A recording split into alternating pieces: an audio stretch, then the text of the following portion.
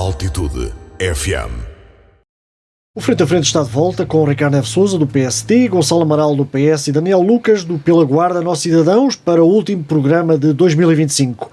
Com o ano a chegar ao fim, é tempo de olhar para trás e de fazer uma retrospectiva do que de melhor aconteceu na região e no país, sem esquecer os acontecimentos que marcaram a atualidade pelos piores motivos, pela negativa. E começamos por Ricardo Neves Sousa. O que há a destacar de 2025, ou o que nos deixa 2025? Bom dia a todos os presentes, cumprimento também o vasto auditório da Altitude. Bom, há aqui um conjunto de assuntos que marcaram de forma bastante consistente todo o ano de 2025. Eu vou começar por destacar alguns dos acontecimentos locais. Se calhar começaríamos por acontecimentos que nos marcaram de forma positiva, e um desses foi, sem sombra de dúvida, o arranque das obras no Porto Seco. É uma infraestrutura essencial para a Guarda, não é determinante para o seu crescimento, mas é um pilar muito importante para alavancar o dinamismo da Guarda nos próximos anos. Infelizmente teve parada do ponto de vista administrativo durante algum tempo e, independentemente de ter sido lançada pelo governo do Partido Socialista, foi o governo da AD, do PSD-CDS, que deu o pontapé de saída operacional a esta grande infraestrutura e, portanto, hoje é algo visível no terreno e esperemos que sejam cumpridos os prazos definidos no projeto. É uma oportunidade estratégica que a Guarda não pode desperdiçar, mas também nós temos que, de algum modo, gerir algumas expectativas, porque o Porto Seco em si não resolve tudo sozinho. É preciso também ter ligações ferroviárias e rodoviárias eficazes. É preciso também termos a capacidade de atrair empresas e operadores logísticos que se queiram aqui instalar na Guarda. É preciso também articular com as zonas industriais e também dar formação profissional a todos aqueles que trabalham diretamente com esta infraestrutura e, ao fim e ao cabo, é preciso ter uma perspectiva de crescimento e começar já a equacionar uma segunda fase maior do que aquela onde hoje estão a ser edificadas as obras, mas é preciso termos essa ambição. Claro está que, como eu falei, há necessidade de termos infraestruturas rodoferroviárias eficazes. E daí faço a ponte para outro assunto positivo também do ponto de vista local e aqui também um bocadinho nacional, que foi a reabertura da linha da Beira Alta. Infelizmente foi um projeto que esteve demasiado tempo parado. Foi um projeto que teve sucessivos anúncios de abertura e sempre que nos aproximávamos dessa data, a data aumentava mais um intervalo temporal e, portanto, privou esta zona do país de uma ligação ferroviária com qualidade, aliás, de uma ligação ferroviária a Coimbra, ao Porto. Portanto, felizmente havia a linha da Beira Baixa que permitia ter alguma ligação à capital, mas toda a parte centro e norte do país não tinha essa possibilidade. Depois também dizer o seguinte em relação à linha da Beira Alta. Apesar de ser um projeto que nasceu tarde, a meu ver também não houve um grande adicional relativamente ao tempo em que esteve parado. Se nós virmos a distância temporal da Guarda a Lisboa, reduziu-se quase insignificativamente. Estamos a falar de 4, 5 minutos, quer dizer, é completamente marginal e desprezível. E, portanto, quando se faz uma intervenção de fundo, obras de avultado valor, como foram estas, acho que justificava que houvesse uma melhoria substancial e significativa, de modo a proporcionar comodidade, segurança, redução de tempo e de custos às famílias, mas também terem soluções rápidas e eficientes de transporte de mercadorias para as empresas. E isso não foi conseguido. Gastou-se dinheiro para ficar tudo na mesma. Terá ficado um pouco melhor, com certeza que sim, também mal seria, mas do ponto de vista prático, pouco ou nada adicionou. Depois, se quisermos falar em mais alguns assuntos que foram importantes para a nossa região, destaco por exemplo, as eleições autárquicas de 2025. Acho que foram uma data que não podemos ignorar, para bem e para mal. Uma data que consolidou o poder de Sérgio Costa, há tanto almejada. Uma data que determinou um novo figurino na política local, que de algum modo obriga todos os partidos e forças políticas que estão na oposição a equacionar o futuro, a reorganizarem-se para poderem fazer uma opinião consistente, uma oposição consistente, uma oposição credível, e para se posicionarem e começarem a trabalhar para serem uma alternativa daqui a 4 anos, quando estivermos num novo processo eleitoral. Claro está que durante este período a Guarda vai ter imensos desafios pela frente, desde já a operacionalização de toda a obra proposta em campanha por Sérgio Costa. Muita dessa obra está dependente de fundos comunitários, designadamente do PRR, com todos os constrangimentos que estão associados e que nós já falámos em programas anteriores e que não vale a pena estar aqui a repisar o assunto. Mas, efetivamente, as eleições autárquicas de 2025 foram um marco importante neste ano que agora está a findar e que pode servir de trampolim para grandes sucessos ou para grandes ineficácias. Portanto, o futuro apresenta-se agora à nossa frente e esperemos para ver qual é que vai ser o dinamismo deste Executivo. Do ponto de vista negativo, obviamente, tenho que destacar a tragédia dos incêndios que aconteceu este ano, não só do ponto de vista das perdas materiais, mas acima de tudo das perdas humanas. Aqui no Conselho da Guarda tivemos um morto, tivemos também feridos graves, acho que é algo que os nossos políticos e decisores têm que começar a pensar e começar a pensar com tempo.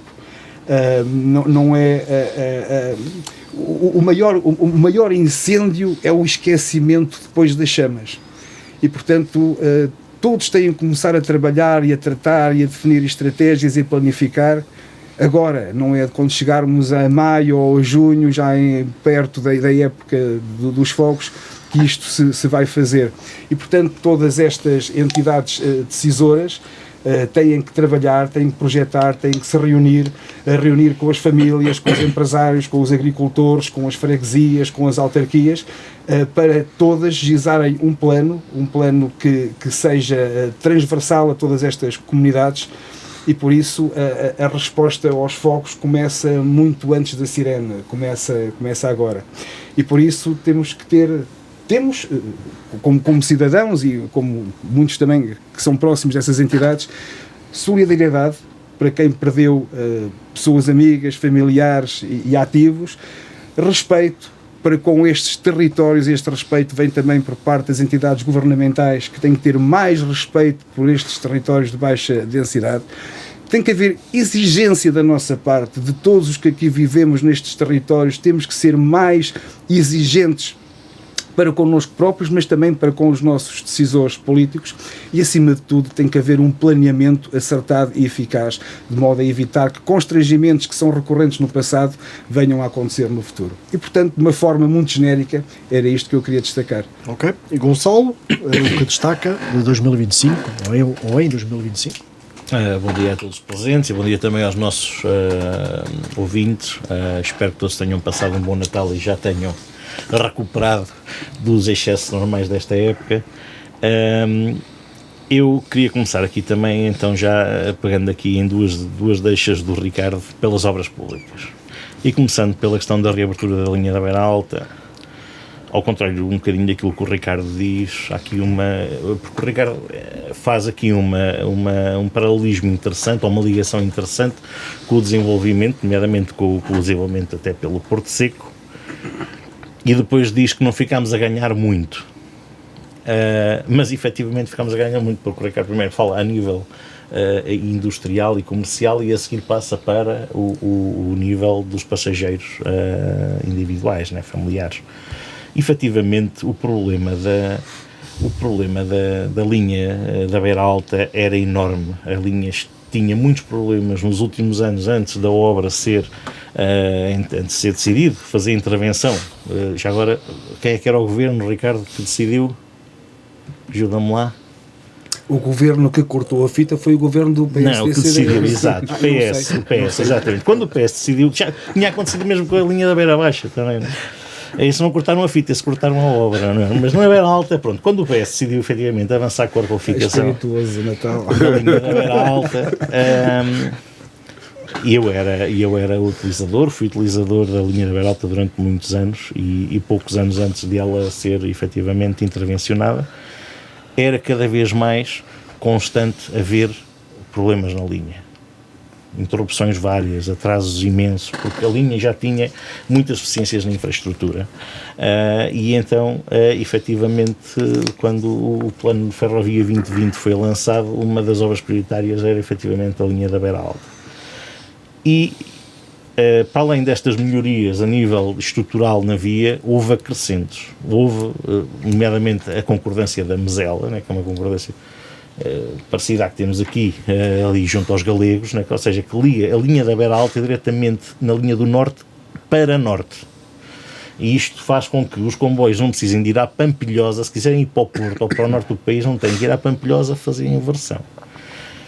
Ou seja, a linha ganha capacidade de serviço, mais carga, ganha velocidade, e isto são coisas que nós não vemos nas viagens dos intercidades, nomeadamente. Porquê? Porque têm, acima de tudo, paragens de mais intercidades.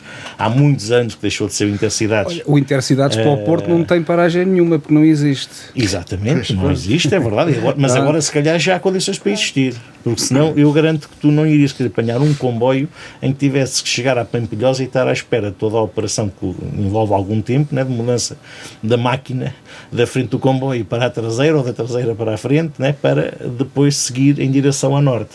Mas agora já há condições. Agora falta uma coisa, se calhar, passageiros. Efetivamente, nós ficámos quase 3 anos sem circulação na linha, mas ficámos a ganhar muito. Até que mais não seja, ficámos a ganhar uma linha nova, porque efetivamente a linha estava muito velha, muito deteriorada e mais cedo ou mais tarde iria ter problemas ainda maiores. Agora, efetivamente, a duração das obras foi um bocadinho excessiva. No entanto, eu também acho que se calhar quando a obra foi anunciada, com 9 meses de previsão, houve demasiado otimismo. Demasiado otimismo, até para a situação que se vivia já na altura. Falta de empreiteiros, falta de mão de obra. Depois houve efetivamente também a questão da inflação no preço dos materiais, e nomeadamente do aço, que é considerável numa infraestrutura deste género. Mas houve aqui adiamento atrás de adiamento, 4 adiamentos, acho eu, e acabámos por 3 anos depois, mais mês, menos mês, acabar por ter a linha efetivamente restabelecida. É o que eu digo, ficar a ganhar, ficamos. Agora, o que o Ricardo disse tem alguma razão.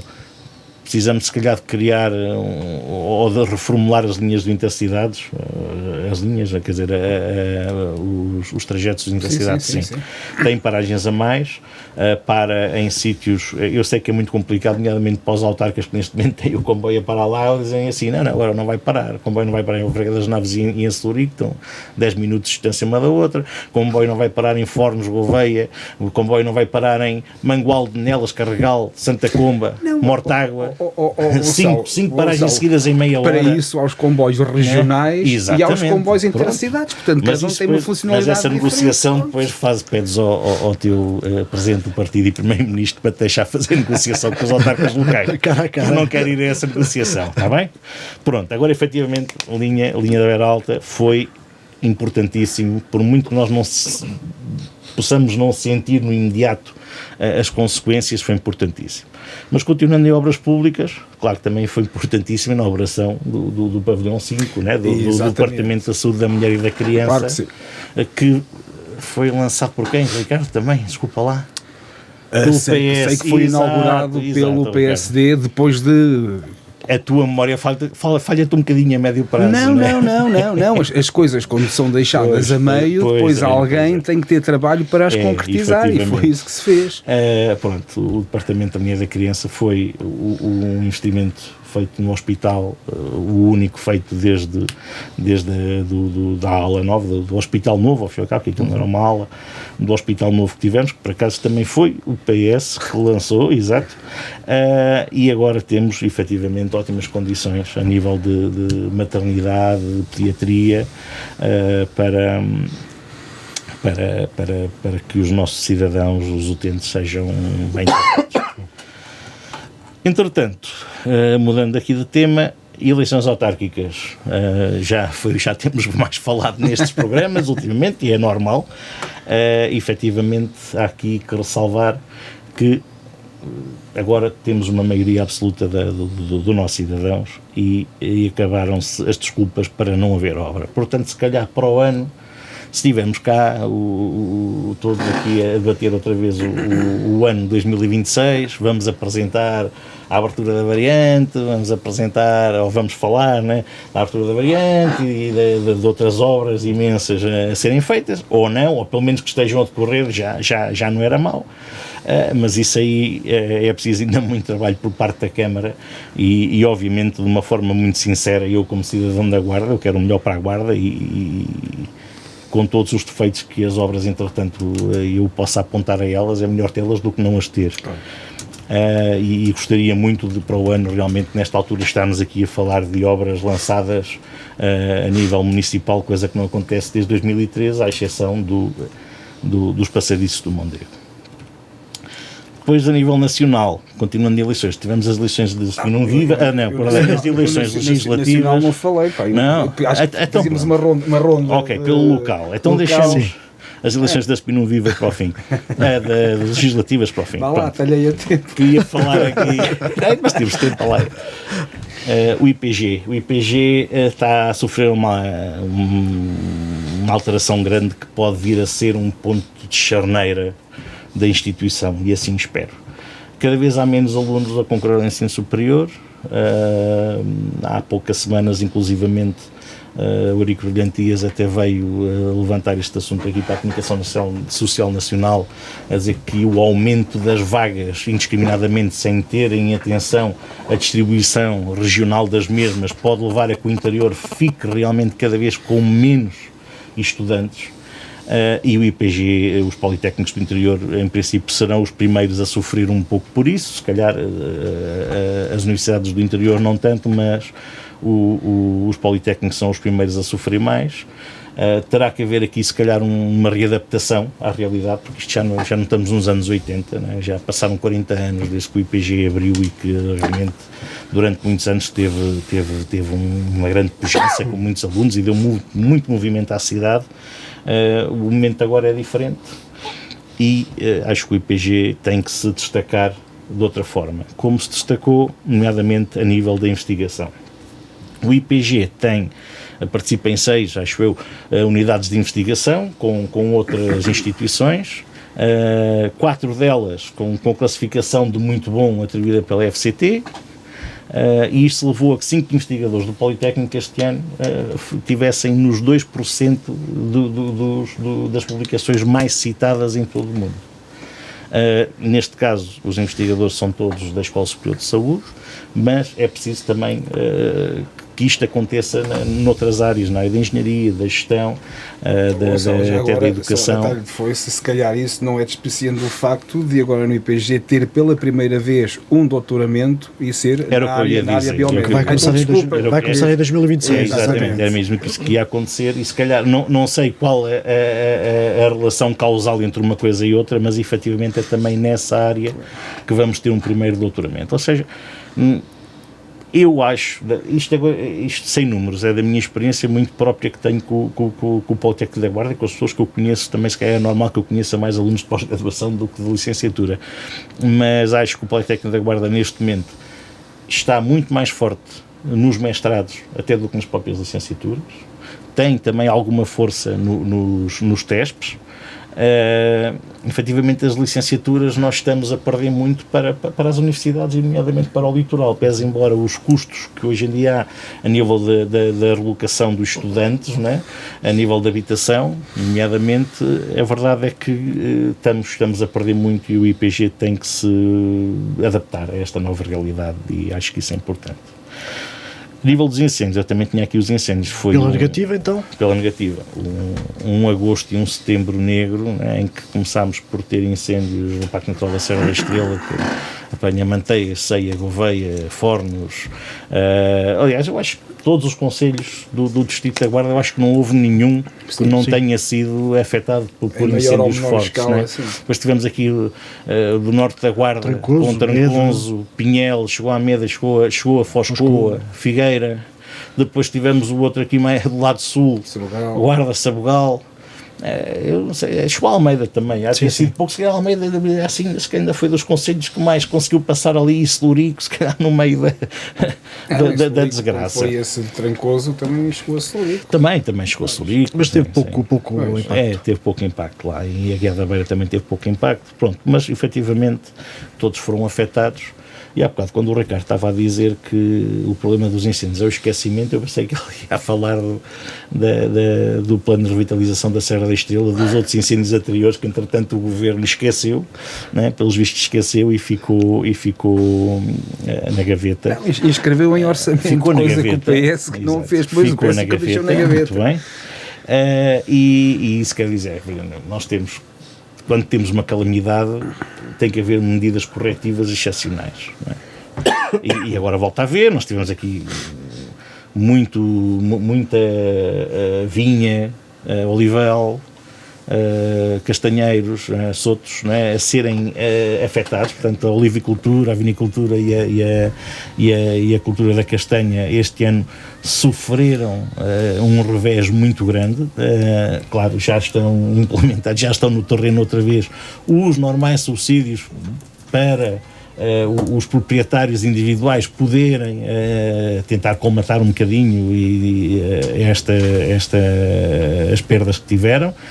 Mas isso não chega, realmente. Se nós não dissermos assim, como aconteceu com o plano de revitalização da Serra da Estrela, vamos fazer um plano a sério, uma coisa bem pensada, que ultrapassa o restabelecer da condição agrícola e industrial que havia, isso sim pode ser realmente uma compensação, porque a verdade é esta: nada tem compensado os incêndios que temos tido na última década.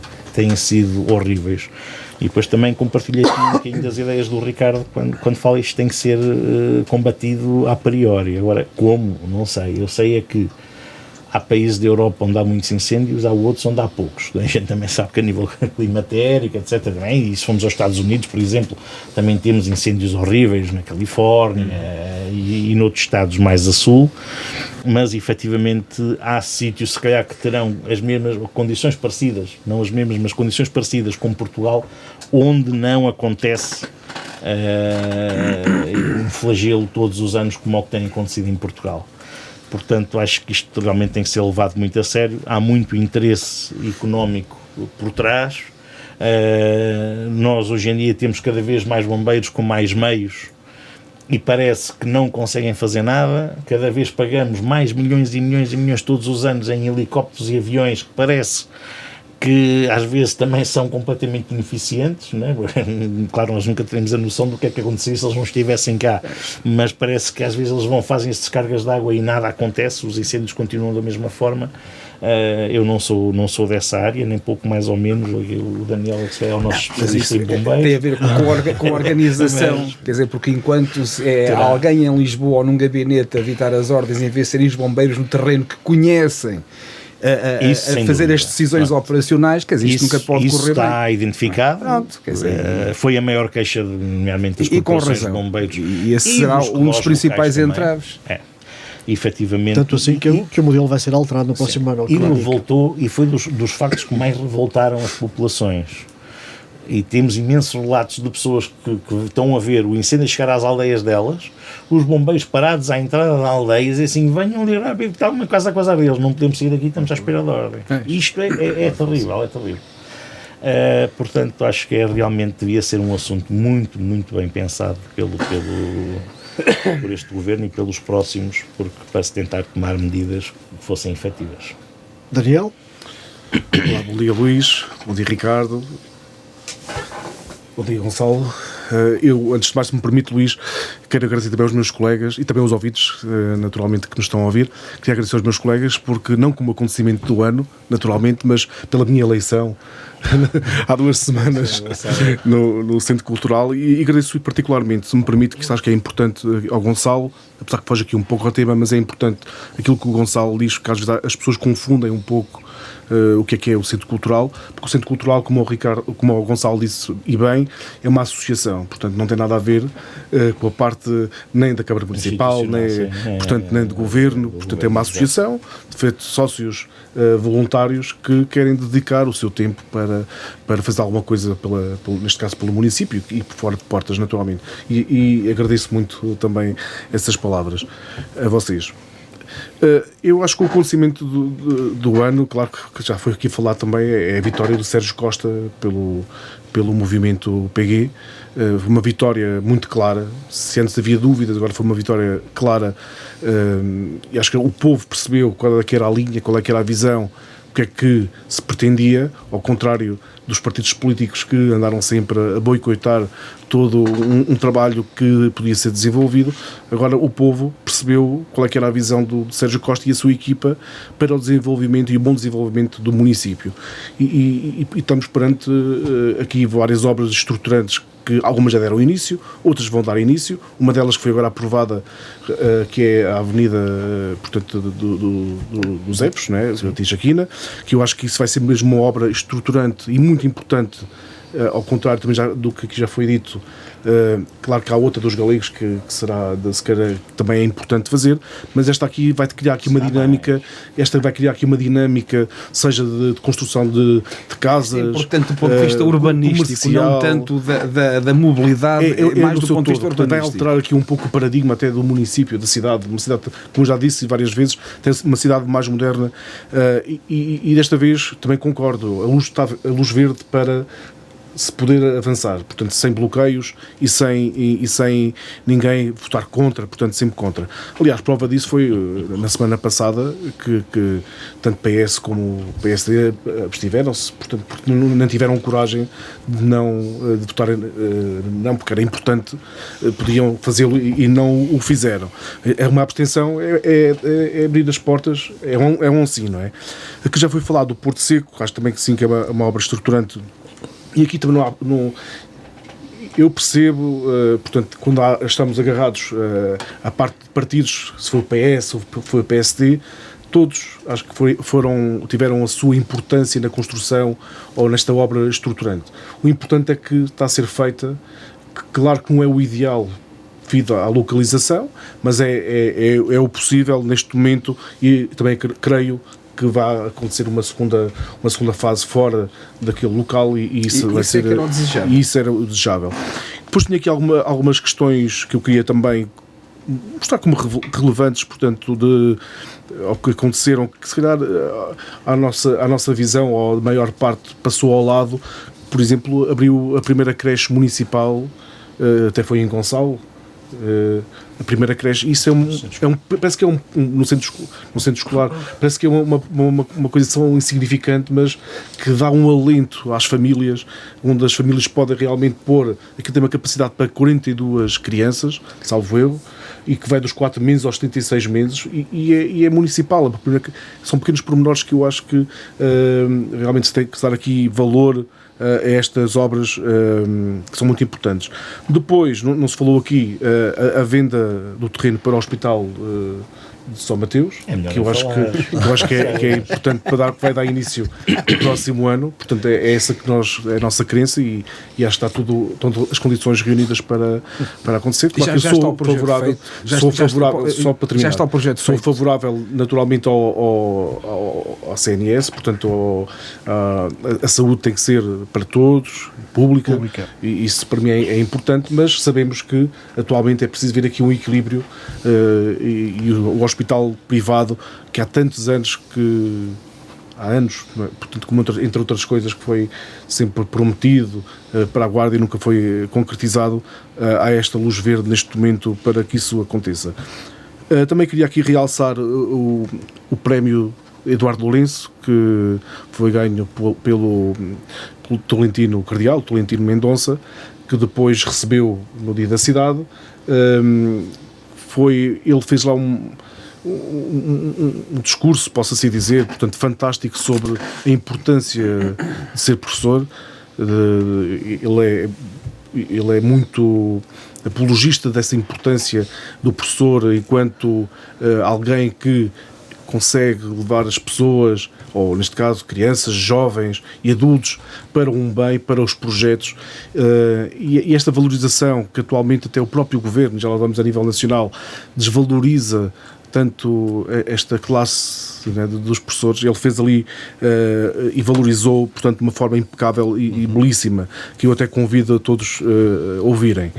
Depois também queria falar aqui sobre o investimento que houve na requalificação e disposição dos rios, tanto no Eme como o Rio Diz. Foi uma obra de 33 km, portanto, onde seria importante. E depois, algo que o Ricardo vai abanar também a cabeça, a dizer que não é tão importante, mas o facto de estarmos no top 50, em 31º, no ranking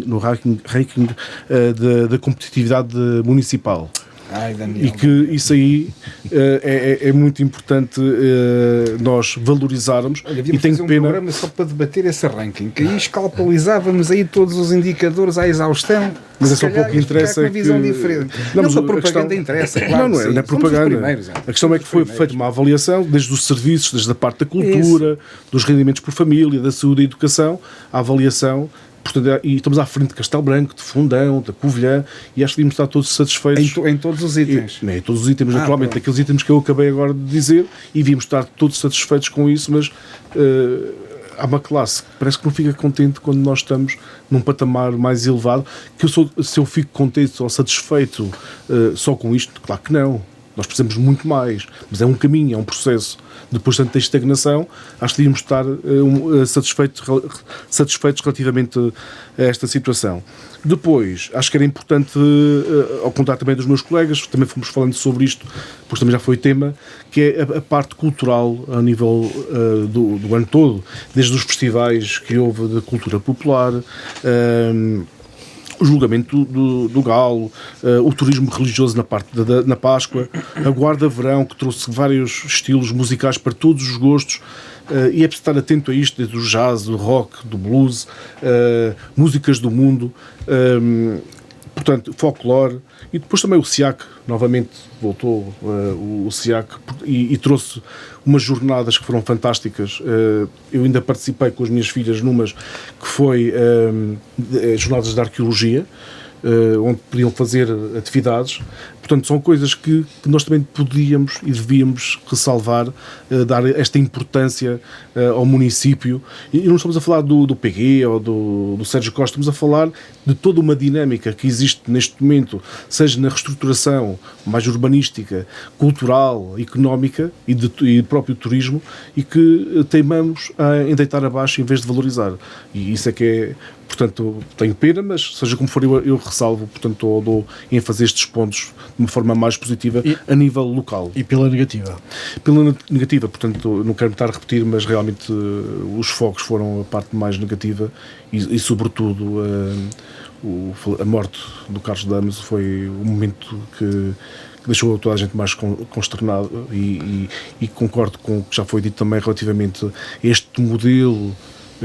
Eu não sou especialista, naturalmente, mas faço parte da... mais do que nós.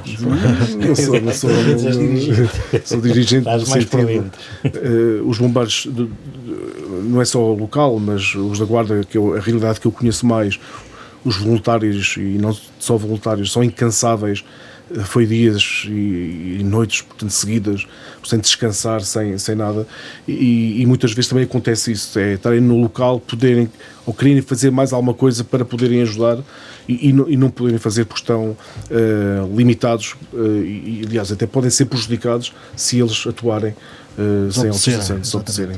Curiosamente, esqueceram-se de um acontecimento pela positiva, que foi o fim das portagens. Isto, se calhar esqueceram-se porque foi logo no início do ano. Eu também tinha, para acaso Foi tinha, o fim das mas- portagens na A23 e A25, que teve um efeito positivo na economia regional. Acho que, Ricardo, concorda-se com este destaque. Sim, quer dizer, O Ricardo não pode concordar nessa não, é uma constatação de um facto, obviamente, que admito que possa ter havido mais algumas pessoas que, pelo fim das portagens, venham mais a miúde a esta região. Acho que as empresas estão satisfeitas, os contribuintes estão satisfeitos, se calhar o Ministério das Finanças não estará tão satisfeito porque se prescinde de 300 milhões de euros que, meus amigos, não haja dúvida, vão ter que os ir buscar a outro lado qualquer para equilibrar as coisas. Mas pronto, era um desejo há muito tempo desta região, está tratado, viremos a página e agora temos o futuro pela É para frente. esquecer a reposição das portagens ou estamos a prazo? Não, este aqui acho que é um facto consumado, quer dizer, foi decidido, está decidido. Portanto, agora não, mas sinceramente, eu na altura manifestei-me contra e expliquei o porquê, não contra a abolição, mas a senhora a favor de uma redução gradual até um pagamento simbólico, porque eu defendo o princípio do utilizador-pagador, portanto, e mantenho essa posição, mas uma vez que foi decidido o fim das portagens, a menos que haja um hecatombe que tenhamos que ser novamente intervencionados pela Troika, julgo que não faz sentido nenhum introduzi-las novamente. Portanto, está decidido, portanto, viramos a página e agora é este modelo que temos. Gonçalo, é essa a expectativa? É que não voltem as portagens? É por várias razões. Em primeiro lugar, há a questão da gênese destas autoestradas. Nós somos mais caras a A23 e a A25, mas a A24, a A22 e outras mais pequenas ali no litoral norte também. A gênese destas autoestradas foi efetivamente serem sem custos para o tempo. E como tal, eu não vou dizer com isto que são autoestradas de segunda, mas não cumprem os mesmos desígnios técnicos. Claro. Sim. Sem a menor dúvida, não é? E aliás, o que é notícias más que temos ouvido, mas eu acho que são más, por uma questão muito simples, que a sinistralidade não é tão grande quanto isso. Aliás, é quase nula nas autoestradas portuguesas, e na A25 é um dos casos, mas efetivamente querem estar progressivamente a reduzir troço a troço a velocidade máxima de 120 km/h para 100 km/h. Isto por uma razão muito simples, porque a nível de traçado, efetivamente, a autoestrada não tem raios de curvatura nas curvas, não tem margem, especialmente ao separador central. As inclinações também não As inclinações também não podiam ser um bocadinho mais suaves. Efetivamente, claro, As zonas de drenagem, são zonas de questões drenagem técnicas. também não estão bem dimensionadas. Há zonas como o Tecoplano. As questões técnicas levam a que, fazendo bem os cálculos, né, digamos assim, se calhar reduzir para 100 seria o mais indicado. Agora a verdade é esta: o que nós temos visto é que realmente não há grande sinistralidade na A25. A A23 até está um bocadinho melhor, porque de maior forma foi construída quase de raiz em mais troços. A A25 ficou um bocadinho agarrado ao traçado que já existia do IP5, havendo só ali algumas variâncias em alguns locais. Acaba por ficar um bocadinho mais condicionada, principalmente da forma como a obra foi feita. Ou seja, onde o IP5 estava, passou a ser uma das faixas de rodagem, construiu-se a outra faixa de rodagem ao lado. E nós facilmente, ao andarmos na autoestrada, reparamos que na faixa nova, na faixa que foi construída agora, quando foi a duplicação, as passagens hidráulicas são melhores, as pontes são mais altas, tudo, pronto, a nível de desenho. Não podias fazer exatamente igual ao que tinhas ao lado. Agora, tu, por exemplo, pessoas daqui para Vilar Formoso, de certeza que todos conhecemos bem esse troço, reparamos que em muitos sítios, na Ribeira das Cabras, o troço que vai daqui a Vilar Formoso passa quase a renta à Ribeira, e o troço que vem para cá é muito mais alto. Pronto, são questões dessas, não é? Pronto, são questões dessas. Lá está o que tu dizias, reduzir as inclinações, etc. Pronto. Foi o que foi feito. E isto torna altamente injusto. Ou seja, quando esta decisão foi tomada, tudo isto se sabia. Até porque na altura o Ministro das Obras Públicas era o João Cravinho, que era um homem que eu tinha uma grande admiração até pelo seu percurso académico, era engenheiro civil e economista, tinha as duas licenciaturas, ou seja, ele percebia bem das duas áreas e percebia as implicações de uma coisa e da outra, né? E isto sabia-se, e foi tomada uma decisão política, acho eu, ou como me lembro da altura, estava eu a começar a minha participação nas lides políticas, mas houve auscultações às autarcas, etc. E foi optado por construir a A25 sobre o percurso já existente do IP5, ao invés de construir uma A25 paralela ao IP5 nova, e aí essa teria portagens. E manter o IP5. E manter o IP5. Esse é que deve ter sido feito. Não era horrível, Ricardo. Era horrível. Aí sim, a sinistralidade iria continuar a ser o que é, ia ser mau à mesma. Ia ser muito mau à mesma. O IP5 é uma estrada horrível. Temos de ser sinceros. E quando o Ricardo às vezes diz aqui que nós temos muita ligação a Viseu, não, nós tínhamos ligação nenhuma a Viseu antes de 1985. Antes do IP5 existir, ir a Viseu era um suplício. Ir a Aveiro era um suplício igual. Ir a Coimbra. E ir ao Porto também. Quem é que tinha ligação ao Porto? Era que o norte do distrito tinha a linha de comboio, que o PSD também fechou parte, exato. Ir a Coimbra, mesmo assim, era melhor. Tinhas a linha de comboio. Uma das melhores linhas do país, a linha da Beira Alta, fez uma a grande ligação entre a Guarda e Coimbra, para além da necessidade, seja a nível académico, seja a nível de saúde, mas só existe porque efetivamente tinhas uma linha de comboio que servia diretamente as duas cidades, e isso era importantíssimo. Para Viseu, Aveiro e Porto não tinhas. Mas em 85 construiu-se o IP5, que realmente veio abrir aqui uma faixa nova, importantíssima, abriu uma ligação direta a Viseu, abriu uma ligação direta a Aveiro, foi muito mais rápido chegar ao Porto de qualquer maneira, e efetivamente abriu-nos um bocadinho o norte de Portugal, vamos falar assim, porque a Guarda realmente as estradas que tinha em melhores condições, e a linha férrea era sempre para o sul, em direção a Coimbra-Lisboa, e não para o norte.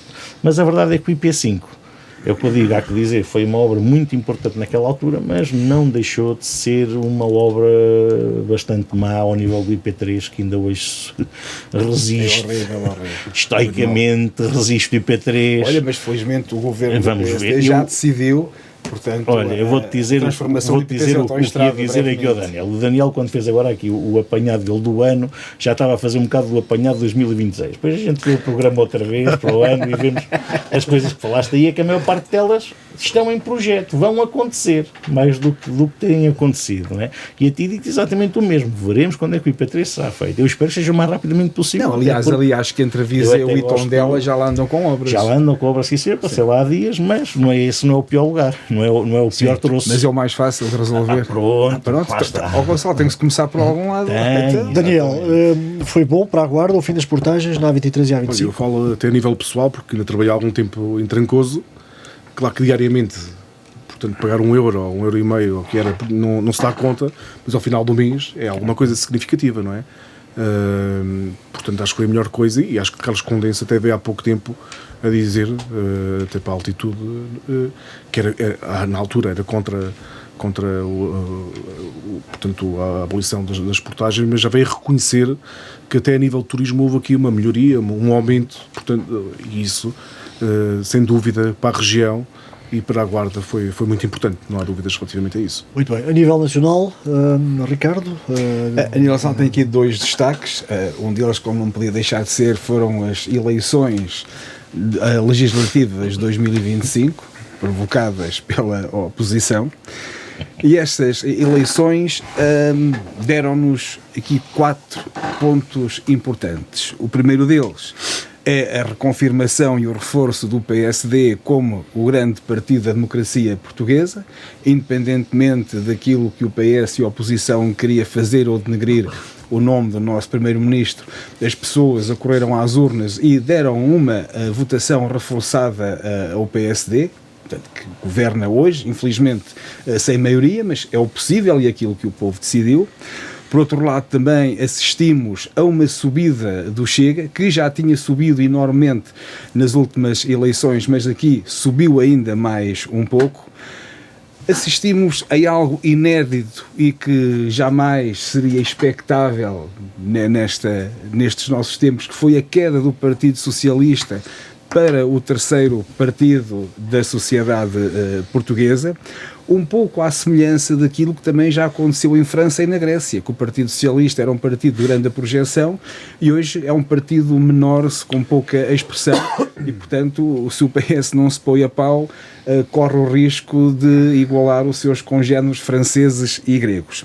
E depois também, estas eleições legislativas patrocinaram, digamos assim, a quase extinção da extrema-esquerda e da esquerda radical. Portanto, as pessoas finalmente abriram os olhos, olharam para essas soluções radicais e chegaram à conclusão que não nos levam a lado nenhum, até porque historicamente, e olhando para os países onde geograficamente essas soluções existem ou existiram, portanto, está mais do que patente que são soluções nefastas e que não ajudam a sociedade, e portanto os portugueses votaram contra este extremismo, levando quase à extinção tanto do Bloco de Esquerda como do Partido Comunista.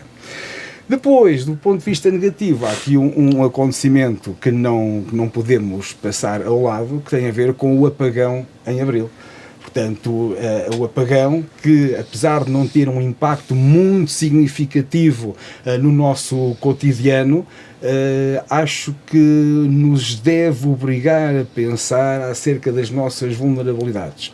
Ainda hoje, quase 8 meses passados desde esse evento, a coisa ainda não está assim muito bem explicada.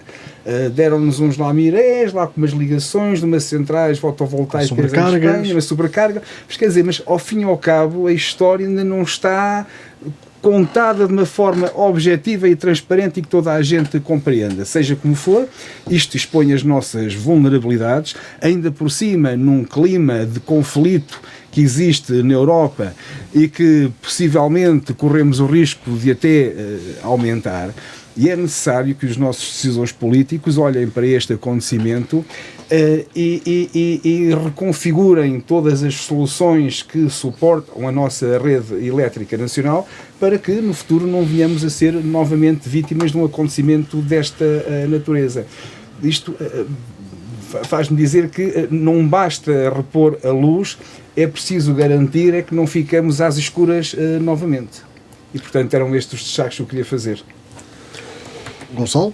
Bom, obviamente, como já há bocado também ia a falar das eleições da Spinu Viva, também conhecidas como as eleições legislativas de 2025, em que o Ricardo faz aqui uma provocação. Eu nem ia falar disso, Ricardo, mas já que falaste, ainda bem, olha. Portanto, o PS, quem apresentou as moções de censura foi o PCP e o Chega, que o PS não votou a favor. Isso é a primeira. Absteve-se.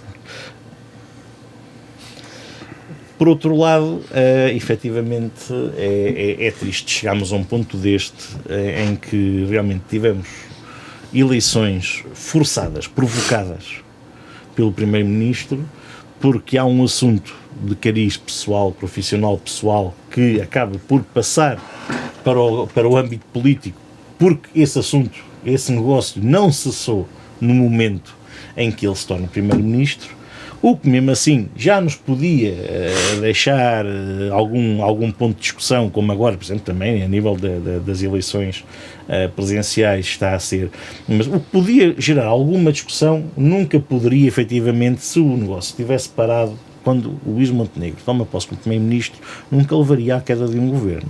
Agora, isto o engraçado foi como é que o PSD lidou com isto. Lidou com isto de uma forma magistral. E assim, ok, estão-nos todos a atacar por todo lado, a nós até nos vai dar jeito de provocar eleições, por acaso eles querem deviam pensar que iriam correr melhor do que correram. Porque quando o Ricardo diz aqui que é o grande partido da democracia, Ricardo, e que o PS deu um grande tombo, não foi de nenhuma cadeira. Da República ver qual é que é o maior partido. O tombo do PS não foi de nenhuma cadeira, Ricardo, e devo-te dizer que preocupa-te um bocadinho mais com o teu partido, quando o maior partido da democracia não chega aos 30%, também não podes augurar grande vitória. Olha que isso dito de quem passou para terceira força política. Quem passou para terceira força política, ainda por cima, vindo de ser, isso sim, um grande partido durante 8 anos. Não, vindo de uma maioria absoluta. Isso é que é estranho. Coisa que o PSD não consegue de forma alguma. Nem sequer consegue o entendimento para governar com mais facilidade. Pronto. Agora, mas voltando à Spin não vivo, efetivamente se passou aqui foi um bater do pé de Luís Montenegro, dizer assim, não preste esclarecimentos, como se ele, enquanto figura política, governante de um país, governante máximo de um país, não precisasse de prestar esclarecimentos, e com isso foi sempre forçando e iam aproveitando momentos chaves, como por exemplo aquela tentativa de última hora de negociação, de haver uma mini comissão de inquérito que era para durar 5 horas, 5 horas era um mês, mas era quase igual, se fosse 5 horas o efeito era exatamente o mesmo, quer dizer assim, não, estão a ver, nós até queríamos, nós negociámos, nós aceitámos a comissão de inquérito, eles é que não quiseram. Gonçalo, mas posto isto, assim, o processo foi arquivado, Luís foi condenado, Ricardo, como é que ficou? Ricardo, Como é que ficou? isto, não quer dizer, estamos aqui a chover no molhado. Posto isto, o que aconteceu, pior do que o extermínio da extrema-esquerda, como tu gostas tanto de falar, e já tiveste o teu momento hoje, foi a ascensão da extrema-direita. A ascensão da extrema-direita, neste momento, é melhor começares a focar... Que eu saiba, o ERGT ainda não está na Assembleia da República. Já não existe, existe. Pronto. Foi extinto por falta de apresentação de contas, não deste conta disso? Não é um momento... Mesmo, falas na extrema-direita, importante a extrema-direita que só conhece o ERGT. Pois. Vai-te preocupando um pouco com isso e com as ideias que vão estando por aí cada vez mais na cabeça das pessoas, porque a extrema-esquerda neste momento não é propriamente... A extrema-esquerda que pode-se pensar é a extrema-esquerda para lá dos Urais, que é esses é que agora podem trazer problemas, também já não são de esquerda, a Rússia já há muito tempo não é de esquerda. É um sistema muito próprio, não é de esquerda, não é de direita, não é nada, são russos. É Putin. Agora, efetivamente, estas eleições levaram que realmente o PS desse um grande tombo, é verdade, mas é normal, são ciclos. Agora, eu acho que, e até porque, como o Ricardo disse, já aconteceu algo parecido na França e na Grécia, também já aconteceu a certa altura algo muito parecido em Espanha, né, no final da governação de Filipe González, e a verdade é que o PS tem exemplos para ver, para analisar e para ver quais as medidas a tomar, que eu acho que não estão ainda a ser tomadas, espero que venham a ser tomadas bem em breve, mas que o PS terá que tomar medidas para que não deixe que realmente aconteça o que aconteceu ao Partido Socialista Francês e ao PASOK.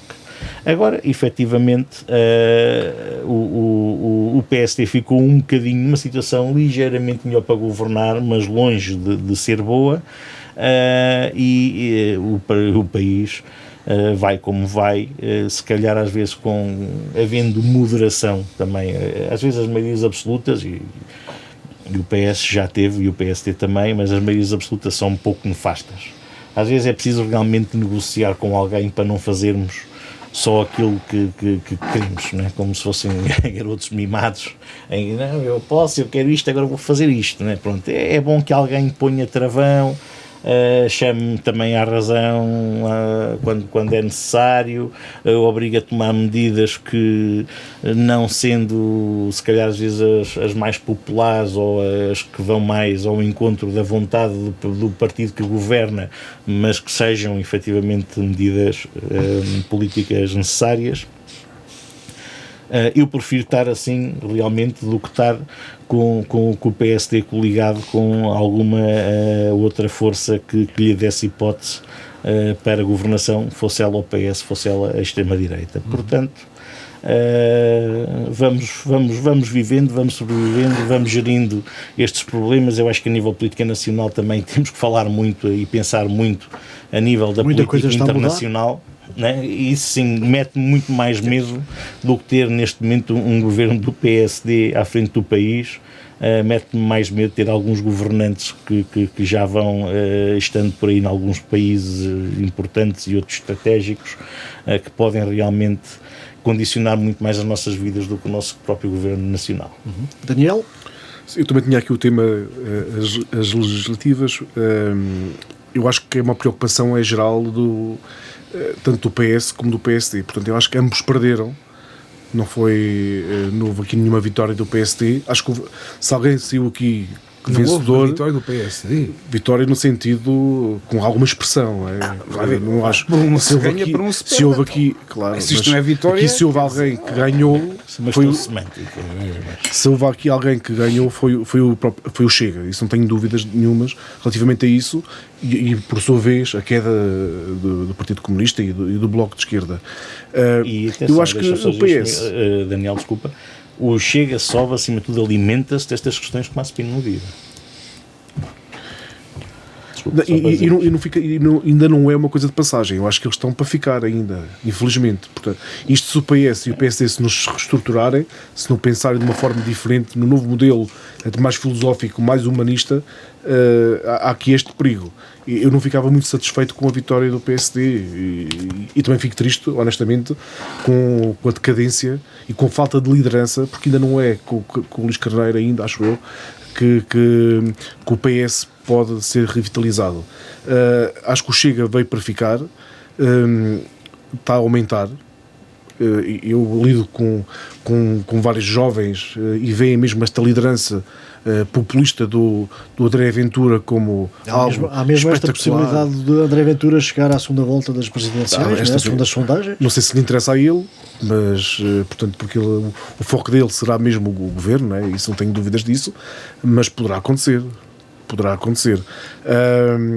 Agora, o que eu acho é que tem que, como estava a dizer, esta esquerda moderada, e é a leitura que eu faço, e posso estar enganado, o PSD aumentou relativamente às outras de 2024, porque acho que houve uma esquerda moderada que pensou bem. Portanto, sabemos da decadência do PS e não podemos dar tanta votação ao ciclo menos bom do PS, e acho que quiseram dar aqui um voto, não sei se é de confiança, mas de algum alarmismo, e votaram no PSD, esta esquerda moderada. Não sei se não votou neste PSD só para não haver aqui esta ascensão tão agressiva como está a haver de André Ventura, e eu faço esta leitura. Agora, também concordo com o Gonçalo, acho que este PSD tem muita dificuldade em fazer consensos.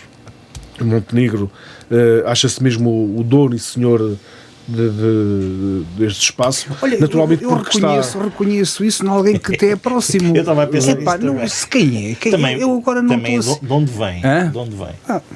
não sei de quem estás a falar. Não sei de quem estás a falar. Falar de um antigo presidente da Conselhia do PSD da Guarda. Um que era presidente em 2013.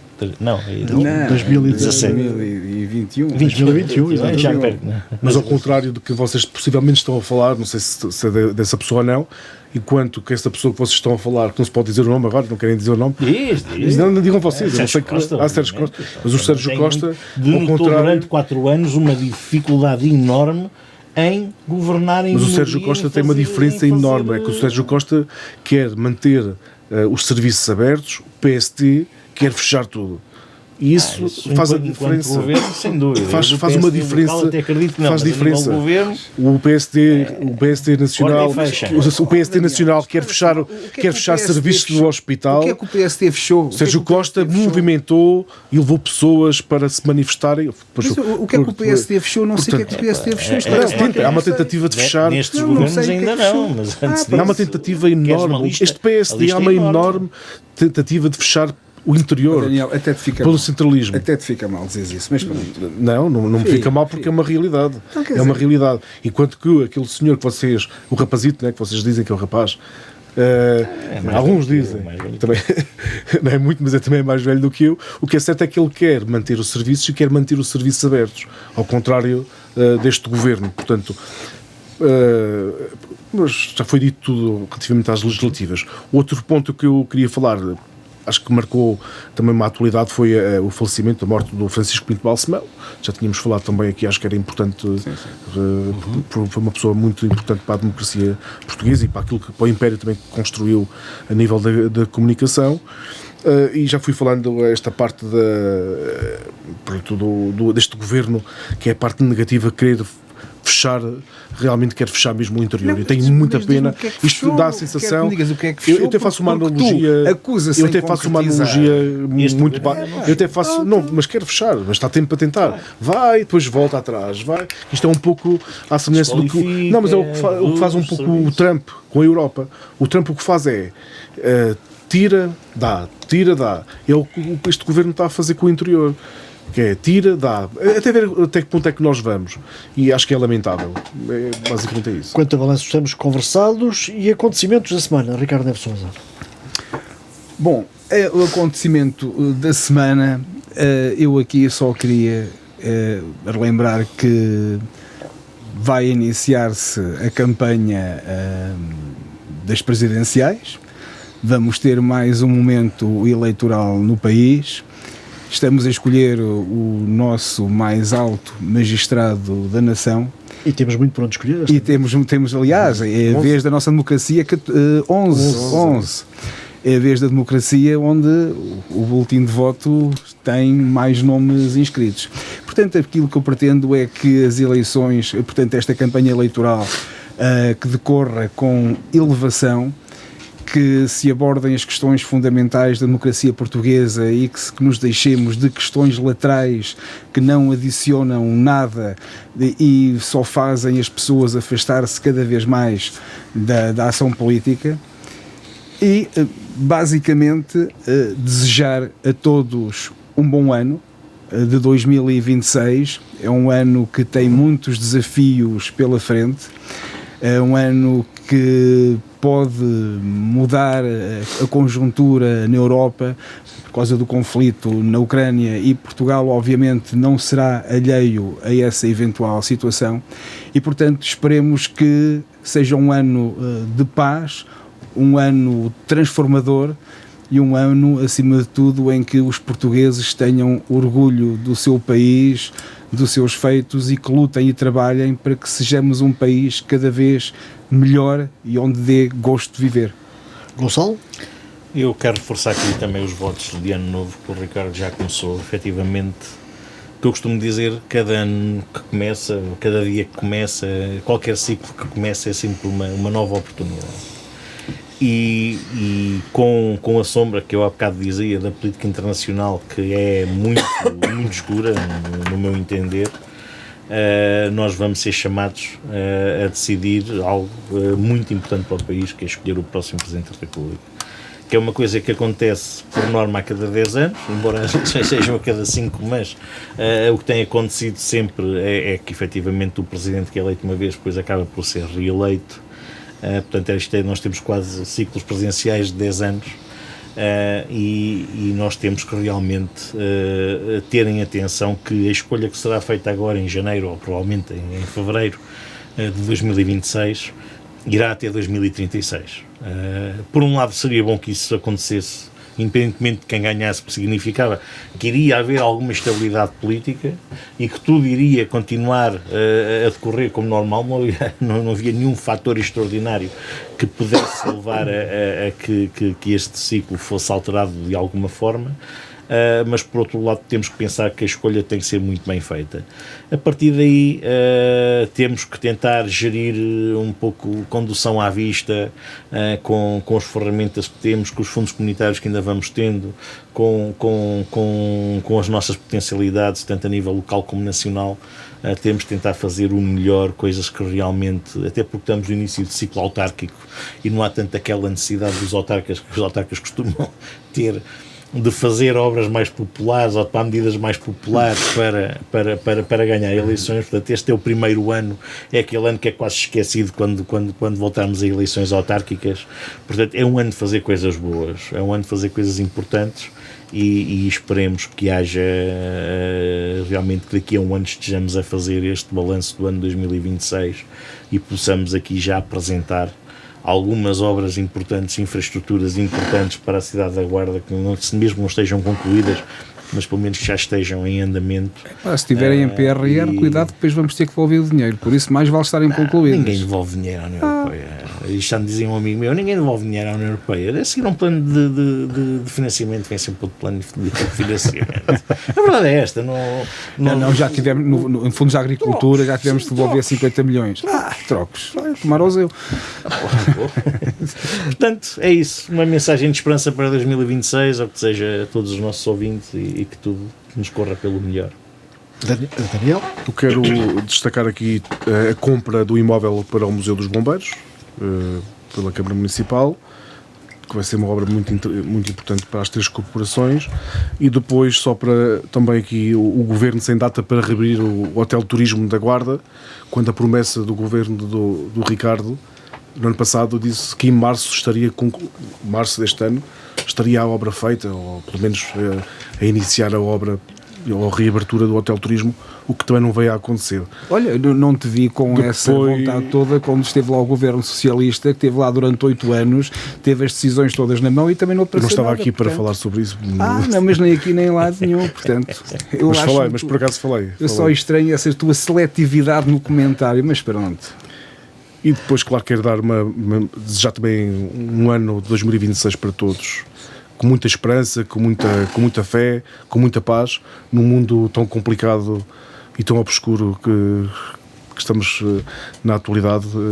É preciso esta crença e esta esperança que seja mais moderada e apanhando o comboio, tanto que falaram do primeiro tema. Espero que a decisão dos portugueses sobre o nosso Presidente da República, o próximo Presidente da República, seja uma boa escolha e que nos saiba conduzir para a paz também. O Frente a Frente da Reposição esta terça-feira na Rádio Altitude a partir das 2 da tarde. Estamos de regresso na próxima segunda-feira às 11h30. Obrigado a Ricardo Neves Sousa, a Gonçalo Amaral, Daniel Lucas. Tenham uma boa semana e até para o ano. Tenham também umas boas entradas em 2026. Muito obrigado. Muito obrigado, boas entradas. Obrigado e um bom ano para todos. Bom ano.